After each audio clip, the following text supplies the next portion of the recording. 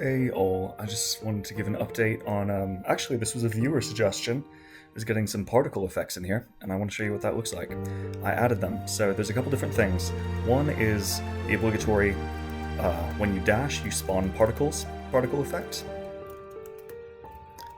And the other is a light refuel particle effect. They're similar. I'm still learning the particle effect system.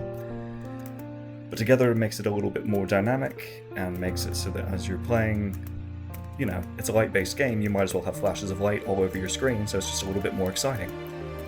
So I'll kind of walk you through what I've made for this. So I've got them down here. I'll start with the simple dash effects one. This one's really, really simple. It's just some blue and green lights that kind of burst out. Using the particle effect system, it's just one kind of parent object and one child that comes through and just has this very short burst of the particles coming out.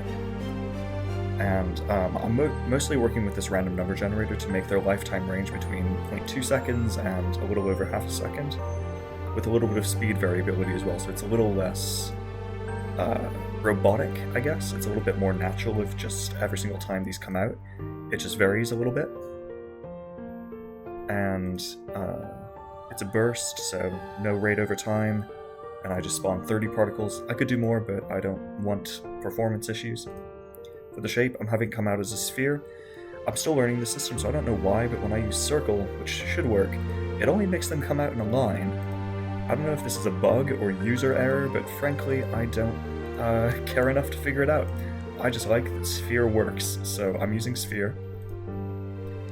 And then this is kind of where the actual fun colors are coming from, so I'm doing this color over lifetime. The lifetime for this is very short. Again, it's about half a second on average, but I'm having it start as this kind of opaque color, this transparent color that becomes more opaque as time goes on, becomes this kind of blue-green, fades out on green, and becomes transparent again. So it gives it a little bit of life. And I have this size over lifetime as well, where this is, I don't feel like blowing this up right now, but this is a basically downward curve. Screw it, I'll do it. You convinced me. Just a downward curve using the preset. So that just over time, they do just get non-linearly smaller. That non-linearity, I think, looks kind of nice. And I just have a custom sphere for that material, for making it actually be a circle. They were all squares when I was first working with this, because that's what my system defaulted to, and it looks awful. So custom sphere to make that work. And that's about it for that one. So again, in-game, that's the dash particle effects that look a little something like this. I just have a little script that tells it that whenever I use it, spawn it from where the player was at the time that they used it, which kind of leaves like a cloud of dust in their wake. As for the torch refuel one, which again I'll show you super quick, that's when you collide with the hitbox of the torch. It does something a little bit more interesting, that's a bit more complex. We're working with a lot of the same kind of raw materials here, but this particle effect has a couple more layers.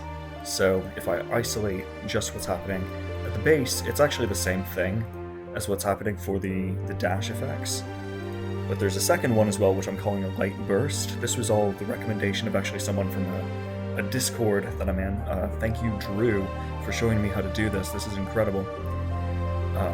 Basically, it just spawns one in the submission, just one particle, and I've just scaled it up to be huge, so that when you pair the two of these, you get this burst that also leaves these spare particles as well, and I think that looks really nice.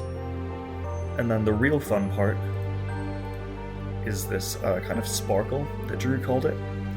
This is just using this 3D start size, where you check this box, set the X to be something really, really wide, and the Y to be something really small, and then to get something that's a 90-degree rotation from it, so that when you spawn this, it makes a nice little cross sign every time. Just going down into the sub-emitters and assigning this child object as your sub-emitter, probability of 1, and you inherit the rotation there, so that when you go up here, the rotation of this parent sparkle object is between negative 360 and 360 degrees, so it can, you know, have a full range of motion, whereas this sub-emitted particle is just 90 degrees rotation from that. So whatever this first one gets spawned at, this sub one will always be 90 degrees different, so it will always create a cross.